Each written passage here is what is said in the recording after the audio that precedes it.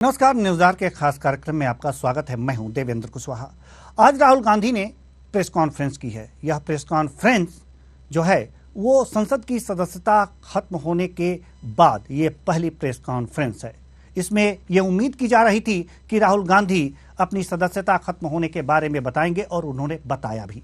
उन्होंने कहा कि मैं बार बार प्रश्न कर रहा हूं और हमें बोलने नहीं दिया जा रहा है और इसी का परिणाम है कि मेरी सदस्यता रद्द की गई है। आप भी सुनिए। लेकिन इससे पहले आपको बता दूं, इससे पहले कि हम राहुल गांधी को सुनवाएं, बीजेपी ने भी एक प्रेस कॉन्फ्रेंस की है राहुल गांधी के प्रेस कॉन्फ्रेंस के बाद, और उसने कहा है कि राहुल गांधी ने ओबीसी का अपमान किया है और इसे हम देश में आंदोलन के रूप में ओबीसी का सम्मान करेंगे और इसे आंदोलन के रूप में ओबीसी के लोगों तक ये बात पहुंचाएंगे। तो सबसे पहले हम आपको सुनवाते हैं राहुल गांधी को, जो उन्होंने कहा है कि मेरे सवाल पूछने पर और अडानी मोदी के संबंधों पर सवाल पूछने पर हमारे साथ ये किया गया है। सुनिए राहुल गांधी ने क्या कहा है। कि हिंदुस्तान में लोकतंत्र पर आक्रमण हो रहा है और इसका हमको हर रोज नए नए उदाहरण मिल रहे हैं। सवाल मैंने एक ही पूछा था,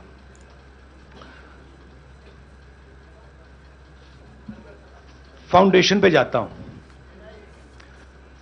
अदानी जी की शेल कंपनीज हैं, अदानी जी की शेल कंपनीज हैं, उसमें 20,000 करोड़ रुपया किसी ने इन्वेस्ट किया। अदानी जी का पैसा नहीं है, अदानी जी का इंफ्रास्ट्रक्चर बिजनेस है, पैसा किसी और का है। सवाल यह है, ये जो 20,000 करोड़ रुपए हैं ये किसके हैं? तो अपने प्रेस कॉन्फ्रेंस में उन्होंने फिर यह पूछा है कि जो 20,000 करोड़ रुपए हैं जो अडानी ग्रुप के सेल्स कंपनी में लगे हैं, ये किसके हैं। हालांकि इसके बाद जो ओबीसी की बात पर बात आई है कि आपने ओबीसी का अपमान किया है, यानी कि मोदी सरनेम को लेकर जो आपने बयान दिया था उस पर एक कार्रवाई हुई है और इसे अब बीजेपी जो है ओबीसी का मुद्दा बना रही है, जो कि भारत में एक सबसे बड़ा वर्ग है और चुनावी लाभ ले सकती है। तो इसका जवाब इन्हें संयमित होकर के देना चाहिए। वास्तव में यह प्रश्न बहुत ही अच्छा था और कांग्रेस के रणनीति के लिए भी अच्छा था, लेकिन यहां पर राहुल गांधी भड़क उठे और पत्रकार का मजाक उड़ाते हुए उन्होंने क्या कुछ कहा, इसे सुनिए।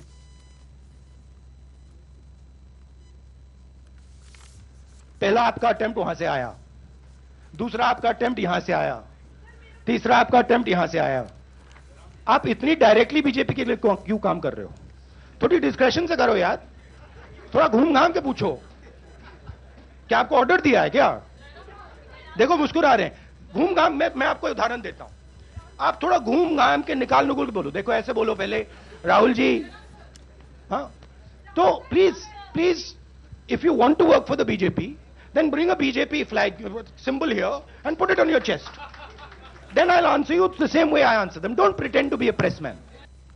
तो राहुल गांधी ने इस वाजिब सवाल पर यह कहा है कि आप अगर जो अपने चेस्ट पे सिंबल लगा लें बीजेपी का तो बेहतर होगा, यानी कि बीजेपी के लिए वो पत्रकार काम कर रहे हैं, ऐसा उनका कहना था। लेकिन जो सवाल पत्रकार ने पूछा था उसी को लेकर के बीजेपी ने एक प्रेस कॉन्फ्रेंस की और इसे जो है सम्मान बताया ओबीसी का सम्मान बताया। सुनिए रविशंकर प्रसाद ने क्या कुछ कहा है इस मुद्दे पर, इस प्रेस कॉन्फ्रेंस के बाद जो रविशंकर जी का प्रेस कॉन्फ्रेंस हुआ था उसमें। सुनिए। और अपनी आदत के मुताबिक राहुल गांधी ने भटकाने की कोशिश की, गलत बयानी की और विषय पर कुछ नहीं बोले। राहुल गांधी को सजा हुई है 2019 में उनके एक भाषण पर। आज राहुल गांधी ने क्या बोला, उनका कमेंट था, मैं सोच समझकर बोलता हूं। तो राहुल गांधी ने 2019 में जो बोला था वो सोच समझकर बोले थे। मैं उन्हीं की बात को कोट कर रहा हूं। और उन्होंने क्या कहा था, ये सारे मोदी चोर क्यों होते हैं? मोदी बिहार, पूर्वी भारत, पश्चिम भारत में पिछड़े और अति पिछड़े समाज से आते हैं, सबसे बड़ी संख्या। तो श्रीमान राहुल गांधी ने पिछड़े समाज का अपमान किया था पब्लिक मीटिंग में। आलोचना करने का अधिकार है, गाली देने का अधिकार नहीं है। और राहुल गांधी ने गाली दी थी, बेइज्जत किया था, बेबुनियाद बातें की थी। तो राहुल गांधी जी, अगर आपको गाली देने का अधिकार है, एब्यूज करने का अधिकार है, तो जो पीड़ित होते हैं उनको कोर्ट में जाने का अधिकार है।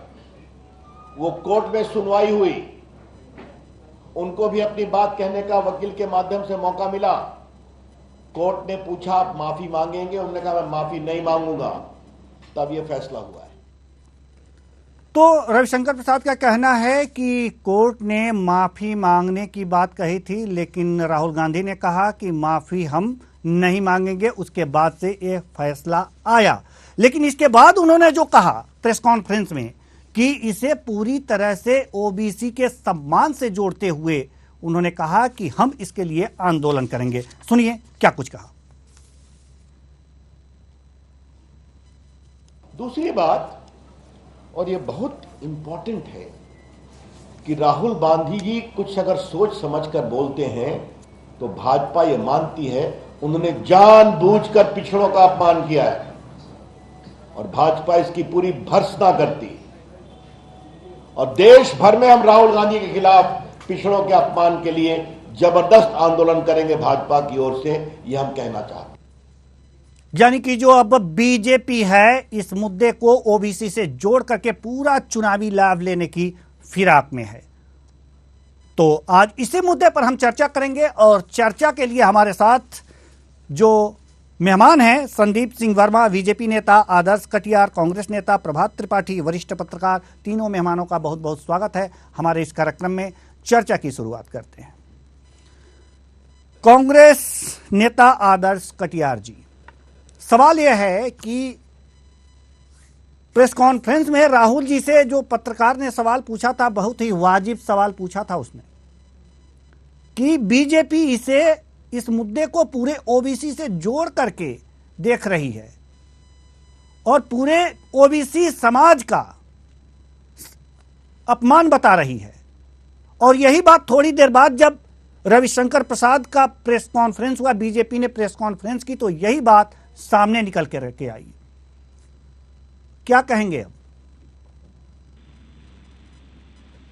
सभी पैनलिस्टों का और आपके दर्शकों का हमारी तरफ से नमस्कार।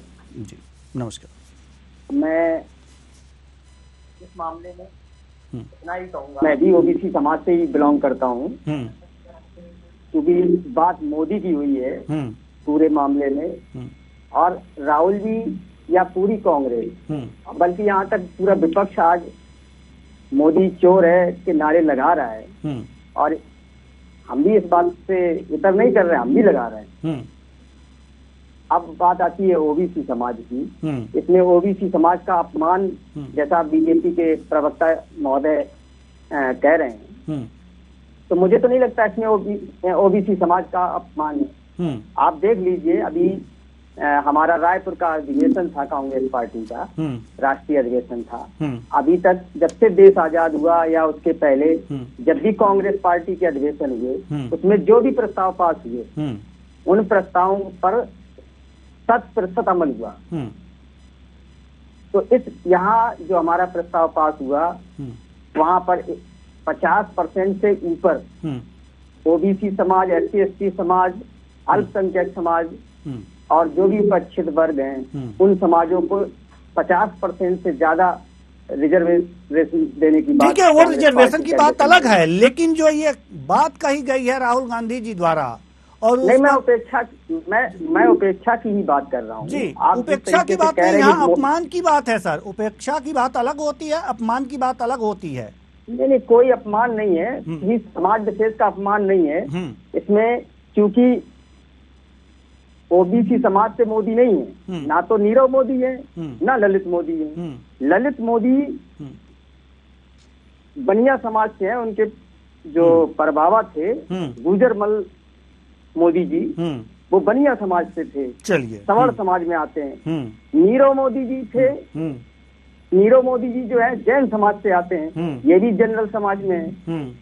तो यहाँ पर ओबीसी समाज का कोई मामला ही नहीं बनता है, वो तो जबरदस्ती घसीटा जा रहा है, क्योंकि देश में ओबीसी समाज की तादाद ज्यादा है। कांग्रेस पार्टी जात धर्म की बात नहीं करती है, ना जात धर्म पर राजनीति करती है। कांग्रेस पार्टी सदैव सेकुलर रही है और सेकुलर ही रहेगी। लेकिन भारतीय जनता पार्टी उलट है।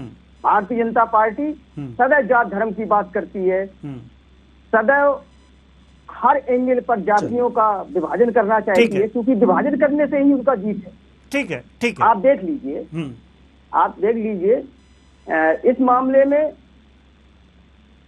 पिटीशन जो दायर कर रहा है उसकी मानहान नहीं हो रही है। जिनका नाम लिया राहुल जी ने उस मंच पर, जिसका ये पूरा प्रकरण है, वहां जिन 3 मोदी जी के नाम लिए गए, उन मोदी जी ने कोई पिटीशन दायर नहीं की। पिटीशन दायर करने वाला चौथा शख्स होता है। नहीं तो उन्होंने ये कहा था ना, शायद आप सुने नहीं, उन्होंने ये कहा था कि मोदी सरनेम वाले चोर क्यों होते हैं। नहीं, ये कहा है कि मोदी सरनेम वाले ही चोर क्यों निकल रहे हैं। जी, सही है। मोदी सरनेम वाले ही चोर क्यों निकल रहे हैं, और ढूंढिए कितने मोदी सरनेम वाले चोर हैं। ठीक है, ये कहा है, और ये हम अभी भी कह रहे हैं, जो भी मोदी सरनेम वाले संदीप सिंह वर्मा जी, उनको सख्त से सख्त सजा होनी चाहिए। संदीप सिंह वर्मा जी, सबसे बड़ी बात यह है कि अभी आदर्श कटियार जी ने कहा है कि एक मोदी है बनिया और एक मोदी है जैन समाज से आते हैं, तो ओबीसी का तो कोई मतलब बनता ही नहीं है। बीजेपी तो झूठ मूठ में घसीट रही है। जी देवेंद्र जी, जी, ये जो लोग थे अभी तक तो राहुल गांधी और उसके बाद जो इनके कार्यकर्ता हैं, मैं आदर्श जी से कहूंगा, इन्हें शर्म नहीं आ रही बिल्कुल भी। और ये एक चैनल पे बैठकर बनिया और जैन समाज को भी इसमें घसीट रहे हैं। मतलब चोरी और ऊपर से सीना चोरी। अपनी माफी मांगने से तो गए और समाज को भी ये घसीट रहे हैं और जैन समाज को भी घसीट रहे हैं, जो अल्पसंख्यक में आता है। और इनके खिलाफ तो अभी और पिटीशन जाएंगी, इनके खिलाफ और एफआईआर दर्ज होंगी। जैसे जैसे ये लोग हैं, जैसा ये कर रहे हैं, मुझे तो ये शर्म नहीं आती। ये माफी मांगने तो गए, ये हर समाज को और घसीट रहे हैं। आदर्श जी ने अभी आपके सामने कहा कि फिर मोदी जी आते हैं, ललित मोदी जी और नीरव मोदी जैन समाज से आते हैं। तो इसका मतलब ये बनिया समाज को भी नहीं छोड़ रहे हैं और ना ही जैन समाज को छोड़ रहे हैं। इनका तो इतना बुरा हाल होने वाला है इस देश में कि कांग्रेस मुंह दिखाने लायक नहीं रहेगी। और जो इनके राष्ट्रीय नेता हैं, मुझे तो समझ में नहीं आता कि राष्ट्रीय नेता यदि एक परिवार से पैदा नहीं हुए होते तो इन्हें कोई पार्षद नहीं बनाता। जी, ठीक है जी। जिस तरह की इनकी लैंग्वेज है, और अभी आप देखिए, अभी आप देखिए, एक पत्रकार को ये कह रहे हैं कि आप भारतीय जनता पार्टी का सिंबल लगा के घूमिए। इन्हें शर्म नहीं आती बिल्कुल भी। जी, ठीक है। आदर्श कटियार जी कुछ कहना चाह रहे हैं, जल्दी से कहिए, क्योंकि प्रभात त्रिपाठी जी के पास भी जाना है। जी, हम सावरकर की औलाद नहीं है, हम लोग गांधी जी के उपासक हैं। गांधी जी की विचारधारा पे चलने वाले लोग हैं, माफी नहीं मांग सकते हैं, क्योंकि हमने कुछ गलत नहीं किया है। हम सदैव देश की आवाम के लिए लड़े हैं और लड़ते रहेंगे।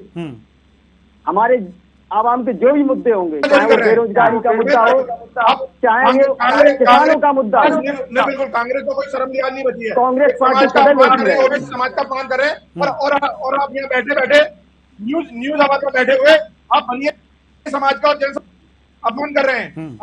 आपको ये समाज बख्शेगा नहीं, और आपके खिलाफ और मैंने किसी समाज का कोई अपमान नहीं किया है। जी बोलिए सर। अभी आपको बैठे हैं, अभी आपने आदर्श जी अभी प्रभात जी हैं यहाँ, देवी मैं बैठा हूँ यहाँ, और आप इस चैनल पे, आपको शर्म नहीं आती? आप लाइव होके आप बनिया समाज को और जैन समाज को घसीट रहे हैं इसमें। जी आदर्श कटियार जी, मैं किसी समाज को घसीट नहीं रहा हूँ, मैं आपको बता रहा हूँ जिस तरीके से आप पूरे ओबीसी समाज के ऊपर प्रहार कर रहे हैं। अरे वो मैं बता रहा हूँ, क्योंकि मैं ओबीसी समाज से बिलोंग करता हूँ। हमने उन्हें भी चैलेंज कराया, और आपने जैन समाज को बताया कि हमने आप नहीं मैं इस बता देश रहा में हूँ, आप कह रहे हो जो ओबीसी समाज का अपमान हो रहा है, वो मैं बता रहा हूँ। सबको घसीटेंगे, सबके खिलाफ कब जाएंगे आप? नहीं, हम लोग सावरकर की औलाद नहीं है, हम लोग गांधी जी की विचारधारा को आगे बढ़ाने वाले लोग हैं। हम लोग हर आप संघर्ष को करने सावरकर वाले की औलाद लोग हो हैं, भी नहीं सकते। जहाँ देश की आवाम को कोई दिक्कत समस्या होगी। जैसे जैसे आपके किरित है ना, जैसे जैसे आपकी नौटंकी है, जैसा आप हैं, एक तो चोरी करते हैं, एक समाज को गाली देते हैं और उसके बाद उससे माफी नहीं मांगते। कोर्ट कहता माफी मांगो, आप माफी नहीं मांगते, आप कहते हैं हम जेल जाएंगे। आपको पता लगेगा ना कैसे सदस्यता रद्द होती है आपकी। ठीक है सर, ठीक है, हम आप लोगों के पास आएंगे। हमारे वरिष्ठ पत्रकार प्रभात त्रिपाठी जी, हम आपके पास आना चाहते हैं। जी प्रभात त्रिपाठी जी, जैसा कि प्रेस कॉन्फ्रेंस हुआ, कांग्रेस का प्रेस कॉन्फ्रेंस हुआ, बीजेपी ने भी प्रेस कॉन्फ्रेंस की, और बीजेपी ने जो प्रेस कॉन्फ्रेंस की उसमें ये लगता है कि आने वाले चुनाव में ये मुद्दा गर्म रहेगा और पूरे ओबीसी समाज को अपनी तरफ आकर्षित करने का पूरा प्रयास करेगी बीजेपी। क्या लगता है आपको, कांग्रेस को घाटा उठाना पड़ेगा? नहीं, देखिए देवेंद्र जी, पहले तो मैं ये कहूंगा कि जो कांग्रेस के नेता राहुल गांधी हैं, उनको इन्हीं कांग्रेसियों ने शहीद कर दिया है जी। और जिस तरीके से अभी प्रवक्ता कह रहे हैं वीर सावरकर की औलाद, ये भी उनकी भाषा बहुत खराब है। यही कांग्रेसियों ने कह के राहुल गांधी को माफी मांगने से मना कर दिया। और एक तो बता दें हम प्रवक्ता महोदय को कि 7 केस अवमानना के चल रहे हैं राहुल गांधी के ऊपर, और 3 केस में राहुल गांधी ने बाकायदा मनु सिंह जी के कहने पे सुप्रीम कोर्ट पे माफी मांगी है। अगर ये पूरा जो वाक्य था इसमें सूरत की अदालत में राहुल गांधी माफी मांग लेते तो कोई पहाड़ भी टूट जाता। ये सिर्फ कांग्रेस जो कमजोर कांग्रेस है वो राहुल गांधी के इस कवच के साथ एक गांधी लाने की बात कर रही है। आपने देखा 2 दिन से ही चल रहा है कि इंदिरा जी की संस्था गई थी, इंदिरा जी जब आई तो आंधी आ गई, अब राहुल गांधी बोलेंगे तो आंधी आ जाएगी देश के अंदर, तूफान आ जाएगा और बहुत कुछ हो जाएगा। ये कांग्रेसी ये नहीं जानते हैं कि आपके पास कितने लीगल एडवाइजर थे, आपने उन लीगल एडवाइजर का उपयोग राहुल गांधी के लिए नहीं किया क्योंकि कांग्रेस खत्म हो चुकी थी। अब वो सोच रहे हैं कि एक मुद्दा अगर राहुल गांधी की संस्था का देखते, अरे ये कानूनी मामला है, कानूनी मामले में लगभग 32 लोगों की संस्था गई है। अगर वो साथ अगर ऑर्डिनेंस न फाड़ते राहुल गांधी तो आज उनकी संस्था बन जाती। 2013 में सुप्रीम कोर्ट का निर्णय है कि जैसे ही 2 साल का कोई कन्विक्ट होगा इमीडिएट संस्था चली जाएगी। तो ये हमारे जो आदम कटियार जी बैठे हुए हैं, ये कृपया करके कांग्रेस को बढ़ाने का काम करें, कांग्रेस के लिए और अपशब्द ना बोले, ये मेरी राय है। नंबर 1 बात जी। नंबर 2 बात, ओबीसी की जो आपने बात कही, ये पूरा मामला जब कोर्ट में गया और जिन्होंने याचिका लगाई वो ओबीसी समाज से आते हैं, वो आहत हुए और जनप्रतिनिधि कानून में लिखा हुआ है बाकायदा कि अगर कोई समुदाय आहत होता है तो वो सजा का जिसने बयान दिया है या तो वो समुदाय से माफी मांगे या फिर इन्होंने नीरव मोदी कहा होता, बार बार इन्होंने नरेंद्र मोदी के लिए कहा। और अब जो ओबीसी की बात आ रही है, देखिए भारतीय जनता पार्टी के पास ओबीसी वर्ग का पूरा मंत्रिमंडल बैठा हुआ है, हर राज्यों में उनको पूरा बाकायदा प्रेरित दिया गया है। तो ये कांग्रेस जो लड़ाई लड़ती है ये गलत प्लेटफॉर्म पे गलत बात उठाई जाती है। राहुल गांधी भूल जाते हैं कि हमें जो बात उठानी है उसका प्लेटफॉर्म क्या है। कैम्ब्रिज नहीं है प्लेटफॉर्म आपका देश में। आप देश के मतदाताओं के सामने 20 करोड़ की बात उठा के अडानी चोर है, 20,000 करोड़ खा गए, इसका पैसा लगा है, वो प्लेटफॉर्म देश की जनता है। अगर आप कानूनी तौर पे नहीं रह सकते हैं तो आप देश की जनता के सामने जाइए और वो बात रखिए। भारतीय जनता पार्टी से क्या लेना देना है इसका? आप भारतीय जनता पार्टी मोदी से लड़ते लड़ते आप अपनी धारा और आप जातिवाद के आधार पे आप रोज किसी को चोर कहेंगे, ये कौन बर्दाश्त करेगा? जनता लगातार आपके खिलाफ जा रही है। आप जनता के पास जाइए, बताइए कि 20,000 करोड़ रुपए किसके हैं। ठीक है जी। आदर्श कटियार जी। मैं सिर्फ इतना ही कहूंगा, क्योंकि पूरी डिबेट को आप किसी जात विशेष, धर्म विशेष पर लेकर जा रहे हैं। मैं सिर्फ इतनी बात कहूंगा, राहुल जी हो या कांग्रेस हो, आप ऐसी पार्टी से जुड़े हुए हैं जिसका बेड़ा गर्क हो रहा है। नहीं, बेड़ा गर्क उसकी चिंता आप लोग क्यों करते हैं? कांग्रेस के पास कार्यकर्ताओं की कमी नहीं है, कांग्रेस के पास कार्यकर्ताओं की कमी नहीं है, परिस्थितियां और समय अलग है। आज कांग्रेस का बुरा है, आज कांग्रेस का बुरा है, जिस समाज के बारे में लेकिन अच्छा भी आएगा। यही आवाम जिसने आज आपको सरासों पे बिठाया, कल हमें बिठाया। आपने जो बोला है अभी, आपने अभी तक इसके लिए माफी नहीं मांगी है। आप नहीं, मैं क्यों माफी मांगू? समझ क्या बोल रहे हो? माफी मांगने का माफी मांगने का कोई औचित्य नहीं है, क्योंकि नहीं, राहुल जी हमारे नेता हैं। उन्होंने जो बयान दिया वो अपने बयान पर वो बयान पर तटस्थ हैं, और मैं हम सभी कार्यकर्ता जो भी कांग्रेस जन हैं वो उनकी बात पर तटस्थ है। हम बस इतना ही कहेंगे, जो भी मुद्दे हैं करके बोलते हैं, आप करके बोल रहे हैं कि बनिया समाज के थे ललित मोदी और नीरव मोदी जैन समाज के थे। आपने सबको चोर बना दिया है। आप पूरे समाज को चोर बना रहे हैं। आपको अभी भी शर्म नहीं आ रही है, और आप कह रहे हैं मैं माफी नहीं मांगूंगा। आपको माफी मांगनी पड़ेगी। आप डिबेट को इधर उधर मत घुमाइए। 30 लाख करोड़ जो बेईमानी संपत्ति आई है, बेईमानी कंपनियों के माध्यम से जो डिफेंस कंपनियों में पैसा आया, उस पर बात करिए। बात इधर उधर घुमाने की जरूरत नहीं है, बात घुमाने की जरूरत नहीं है, क्योंकि मामला इस देश के भ्रष्टाचार का है, और भ्रष्टाचार वो भी भ्रष्टाचार डिफेंस की कंपनियों के मामले का है, इसलिए इधर उधर घुमाने की जरूरत नहीं है। बताइए वो बेनामी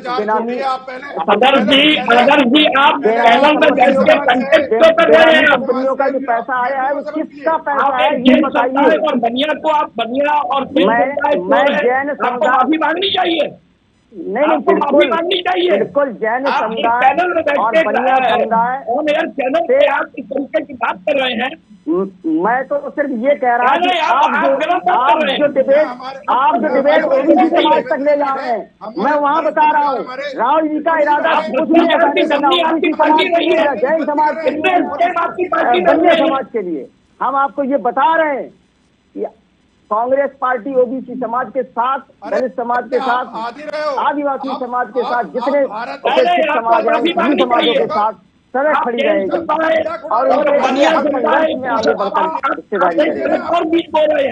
आप कंटेम्प्ट कर रहे हैं, आप लोगों के खिलाफ मुकदमा हो सकता है, दायर हो सकता है इसी चैनल के माध्यम से। आप जो कर रहे हैं ना, जो आपके आपके खिलाफ मुकदमा दर्ज कर सकते हैं। आप ओबीसी समाज बिल्कुल करिए, हम कहाँ मना कर रहे हैं, आप बिल्कुल मुकदमा करिए।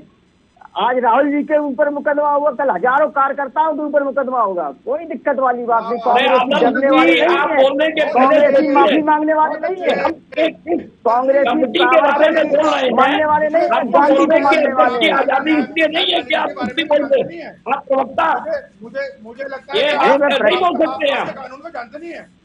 नहीं, मैं बता तो रहा हूँ, ठीक है सर, राहुल जी का उद्देश्य, ठीक है सर, मोदी जो भी मोदी ठीक है